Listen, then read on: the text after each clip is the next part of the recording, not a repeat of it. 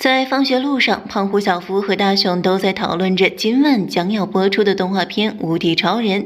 他们都很爱看《无敌超人》，为了维护世界和平，打败宇宙怪兽。大雄也美滋滋地回到了家里，等待动画开播。但是此时爸爸妈妈正在吵架，大雄想去劝架，却被教训了。大人说话，小孩子别插嘴。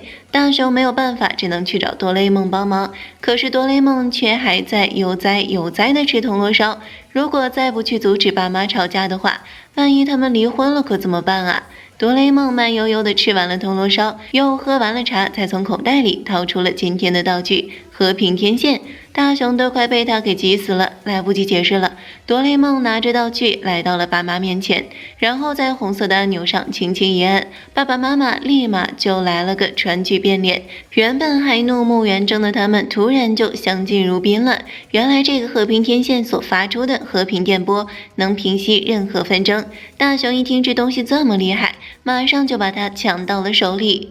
哆啦 A 梦担心道具一到他手里就没好事，但是大雄说他这是为了平息丑恶的纷争，让世界和平，难道也有错吗？哆啦 A 梦无力反驳，只能看着他出门了。大雄拿着和平天线，让吵架的猫咪和狗狗相亲相爱，又让下棋吵架的大叔互相谦让。他来到了金香家，问他有打算和谁吵架吗？金香当然说没有。大雄又问，那你爸妈的感情好吗？金香也说非常好。大雄觉得他家真无趣，竟然就这么走了。这时他路过一家打折商店，小夫的妈妈正在和一位大婶抢同一件衣服。大雄摁下了按钮，两位阿姨终于不吵了。为了表示和平与谦让，他们决定把衣服撕成两半，一人一半。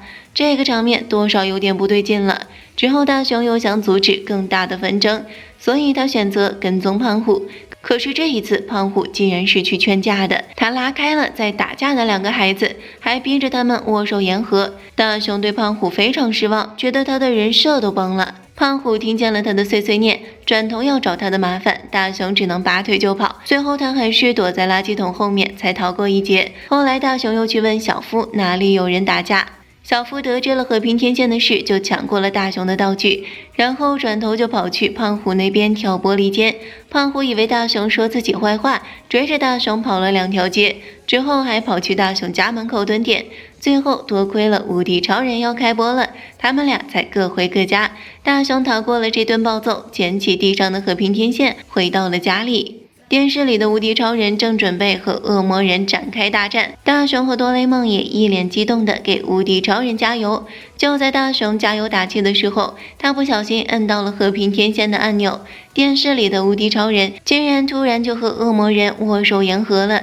原本是对手的两人竟然成了拜把子兄弟，还要一起去吃蛋糕。大家最爱看的无敌超人就这么草率的完结了。大雄看得一脸无语，都怪哆啦 A 梦拿出了这么奇怪的道具，才导致他以后没有无敌超人看了。哆啦 A 梦也觉得这一切都是大雄的错，两人从骂战升级成了打架。就在他们俩打得正欢的时候，和平天线已经被扔到了一边。这个画面看上去还真有点讽刺呢。好了，本期问题，你们觉得和平天线这个道具是好是坏呢？欢迎大家留言、点赞和关注哦，咱们明天见。